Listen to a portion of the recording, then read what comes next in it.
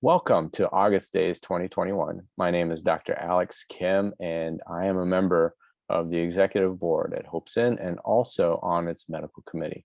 Today, we have the privilege of listening to a conversation with one of my friends and colleagues, Dr. Irfan Hafiz, who specializes in infectious disease. So the topic of our conversation today will be COVID-19 and also its sequelae or its results, also known as post-COVID syndrome. So without much further ado, here's my friend and colleague, Dr. Irfan Hafiz. Welcome, Dr. Hafiz. Thank you so much for giving us your time and efforts for this little interview. And really, I think the audience would like to know a little bit about you. So can you tell us a little bit about yourself and your background? Sure. Thank you, Dr. Kim, for having me. My name is Irfan Hafiz. I'm an infectious disease specialist by training. I do work here with Dr. Kim in suburban Chicago. I've been doing infectious for about 25 years, and obviously lately a lot of work with COVID as well. Training wise, where did you do your residency and fellowship training? Sure. I did my residency training at Cook County Hospital here in Chicago. I did my fellowship in infectious disease at Rush Press St. Luke's Center in Chicago as well, and that was in the late 90s. All right. Fantastic.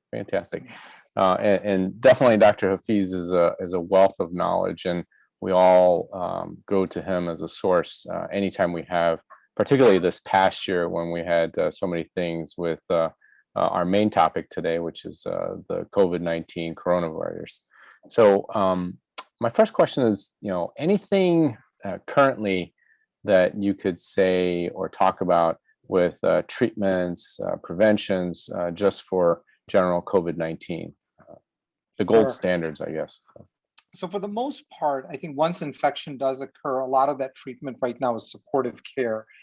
We do know that. It's the issues that really come with other treatments is what happens once somebody starts to develop hypoxia.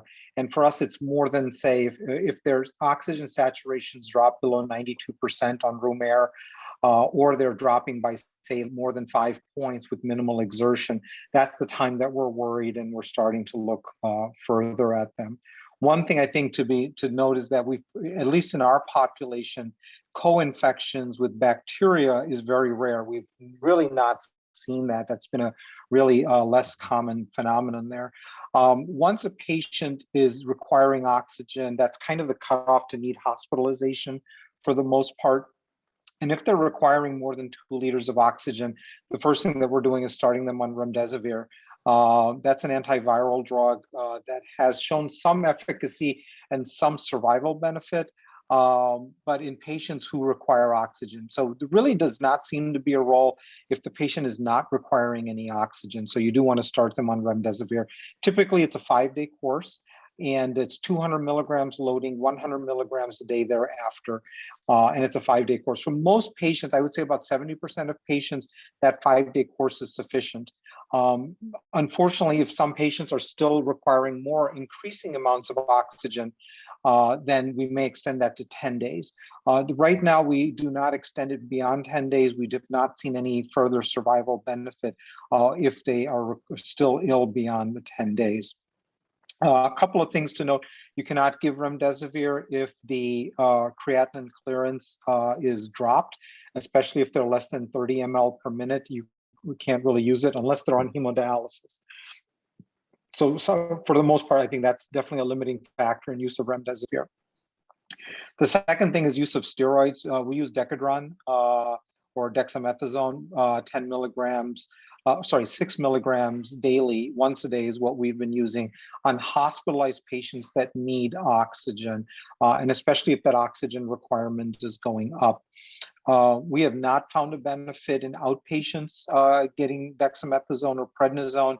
And in some patients that are not being monitored, certainly can cause a higher incidence of co-infections. And we've seen that in some reports as well. So we do want to be careful about just outpatient prescribing steroids. By the time they need steroids for us, they are generally getting admitted. And even for the steroids, it's about a 10-day course that we're using. We do often find that patients get worse before better, and that they do sometimes need increasing amounts of oxygen. And that by that day 5 mark is that really that reassessment of whether they're on the improvement side or not. On admission, we do check a few labs, the usual CBC. We check their liver and their kidney functions as well, but we do check some inflammatory markers. For us, the CRP has been important there, the C-reactive protein, as it's also called. We also check ferritin levels, and we also check D-dimers. The ferritin and the CRP are good markers for inflammation. And if the markers are rising, that could be a predictor that this patient is going to get worse. We have seen that as the markers drop, that hopefully in the next few days that the patient will start to show a turnaround. It doesn't follow exact in tandem. There's usually a lag. We have very much seen patients where their inflammatory markers have normalized, but the patient is still not yet improved. It could take longer. So that's just something as a general guide. It should not be used to decide on discharging a patient or stopping. It's a general guide that we use. We do also check D-dimers, and that is a marker of thrombosis. What we are seeing is a higher risk for thrombotic events in patients with COVID-19 pneumonia. We've actually seen quite a few younger patients even come in with deep venous thrombosis, pulmonary embolisms as well. Getting that D-dimer, and if it is elevated, to immediately start them on some prophylactic anticoagulation. We use an enoxaparin here, 30 milligrams subcutaneous every 12 hours we've used, and we've been fairly successful. We have seen patients develop thrombosis despite that, and if you see the D-dimer is continuously rising and starts to get into 3,000-4,000, it may be worthwhile going ahead and fully anticoagulating those patients. When the numbers get that bad, we do check CT scans with PE studies looking for thrombosis. And if we do confirm that, then we are anticoagulating patients there. For us, also, the marker is that we are able to get them down off of oxygen before they can be discharged. And they need to be able to ambulate, at least to get up from bed to the bathroom without significant desaturation. For us, it is actually common to send patients home with oxygen. Usually it's less than 5 liters per minute. That's something that can be done in the home. More than that, we can't send patients home with more oxygen than that. We have seen several patients need long-term care just because they are just not turning around when they need either 10, 12, or even more liters of oxygen a minute, and it's been several weeks in the hospital. So we have seen that as well. In patients that are rapidly deteriorating, or we're seeing this definitely, they've crossed the 6 liters mark and they're increasing their oxygen requirements, we have used tocilizumab, which is an anti-inflammatory drug. And we've seen that that's helped. It's 800 milligrams that we use. It is very expensive. We've seen some survival benefit with that, and reduction in ventilator days and ARDS duration we've seen as well. Once the patient is intubated, it's probably too late to use tocilizumab. So we don't do it on intubated patients. It's really trying to prevent that intubation. They're going from high flow oxygen going up towards BiPAP, and we're trying to avoid intubation, and it seems to help to some degree. You do not see a response right away. It can take 3 or 4 days to see a response. So even if you have given the drug, don't be disappointed if you don't see an immediate improvement there. So I think those are some of the key pieces that we're doing right now. Obviously, you do want to manage all the other comorbidities as well. If they're diabetic, manage their sugars. If they're hypertensive, if they do have other chronic diseases. We have found that lymphoma, especially patients with CLL, have a particularly very hard time clearing COVID, and they can have a very long recovery and unfortunately a high mortality rate in that subgroup as well. And I think the biggest thing right now going for us is for the prevention is vaccination. Once vaccination became available for us, we have seen a precipitous drop in the number of hospitalizations due to COVID, and that's really been helpful. So I think in terms of prevention, I think that is really the key. We've seen so many things put out in literature about and in this lay media about things like using azithromycin, using ivermectin, using various other agents, and we've really not seen any survival benefit or mortality benefit from that. Overall, our mortality rate in our hospitals has been consistent. It's about 4% of admitted patients. We see, so it's about 96% survival for those who are admitted. But as you know, 4% for admitted patients itself is very high. It sounds like it may be a small digit number, but it's still a high mortality rate for us. So yeah, Alex, I hope that answers some of your questions. No, that's a great summary, and then really gets us up to date on what's the standard of care for particularly acute patients. Couple of things that some of the physicians in Guatemala had questions on. They were very interested in what's described as the post-COVID syndrome or the long hauler syndrome. Symptoms wise, and then presentation wise, or just overall, what exactly is post-COVID syndrome or long hauler syndrome? Yeah, good question.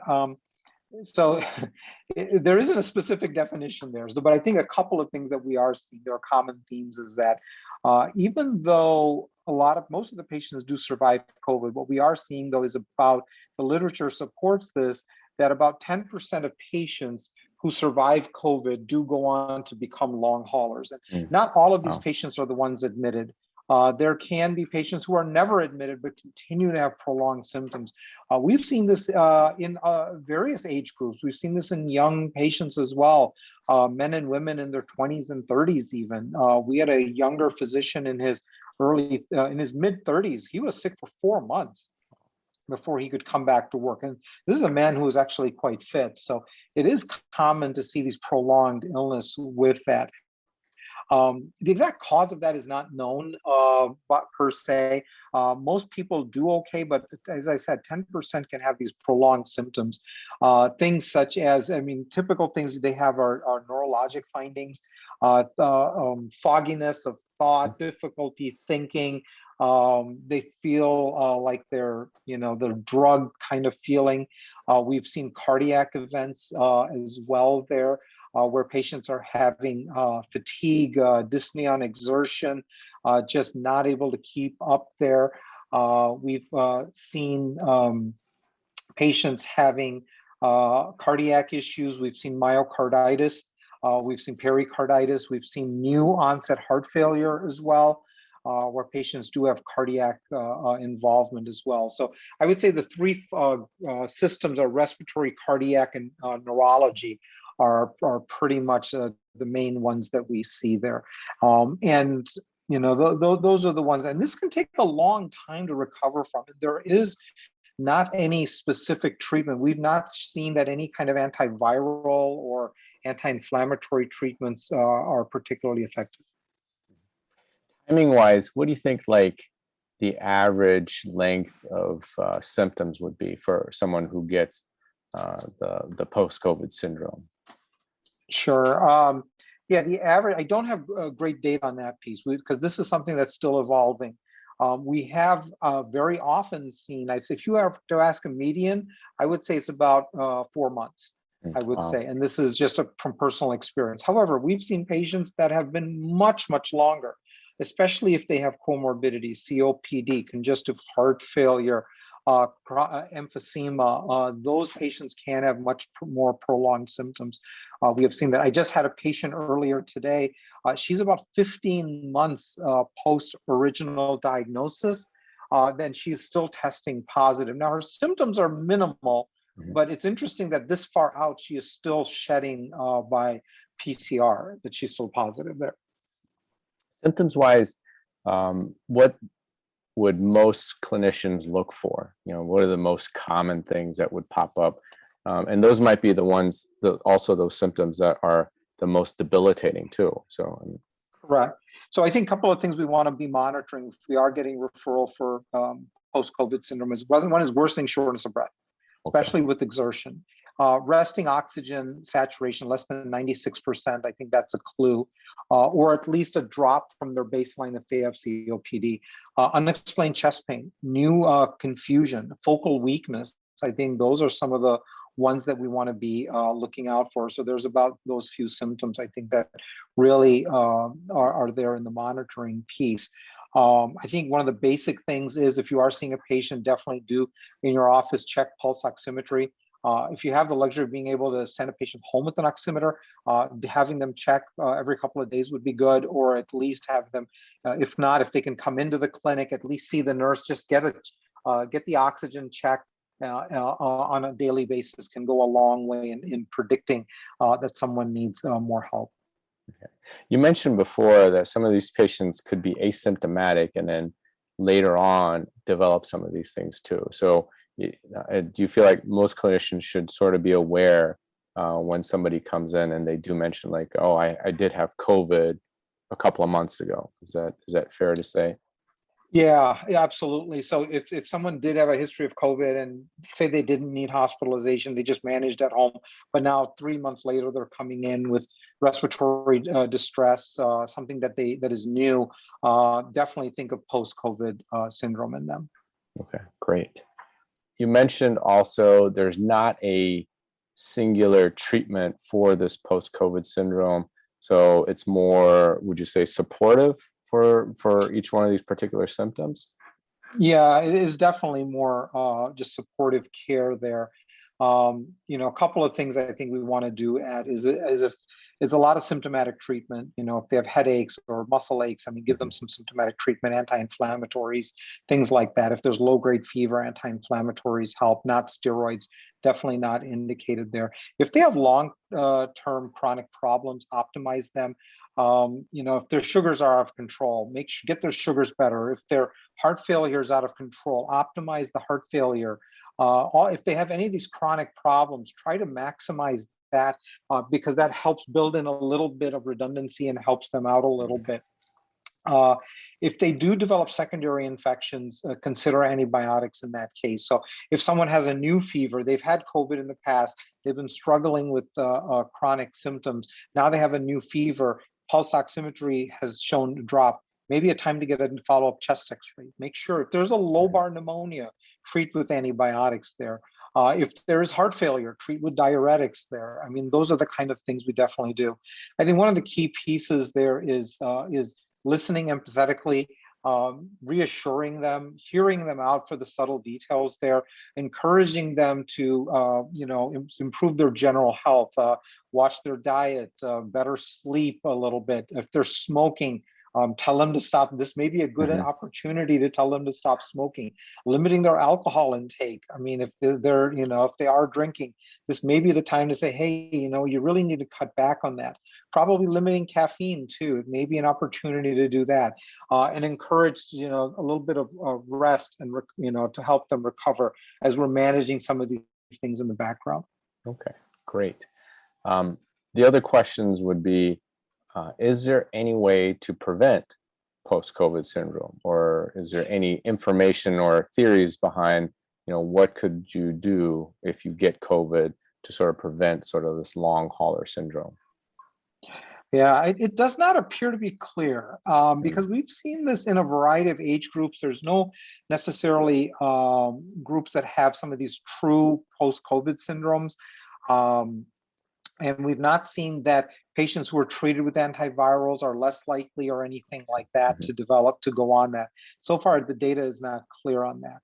What we have seen, though, and I did mention that earlier, is that patients with hematologic malignancies, such as chronic lymphocytic leukemia, it's not that they get into post-COVID syndrome, but they just never clear. They just have a very long recovery from COVID itself. And we've had patients come back weeks later and still be positive, still be struggling with COVID as well. So, and we've seen that group also have vaccination failures when they are Mm. very often the patients with CLL are overrepresented in the vaccine failures that we're seeing. Mm. That's a great segue, though. Besides the blood cancer type patients, any other patient population that maybe less effect or have a less effect with the vaccines, or less positive effect with the vaccines? For the most part, not. I Okay. think we have seen that particular is very dramatic. And I think as the data comes out, we may see other subgroups show out in statistical analysis. I would assume that populations that have other comorbidities, such as heart failure, chronic lung disease, chronic kidney disease, especially chronic liver Mm. disease, those are probably lower responses, but the hematologic malignancies seem to be by far the highest risk group for failure. And Mm. therefore, in those populations, because the response is poor, it's even more important that we vaccinate all of their family, all of their household members. We really want to go that extra step and get their household vaccinated. Okay, very good.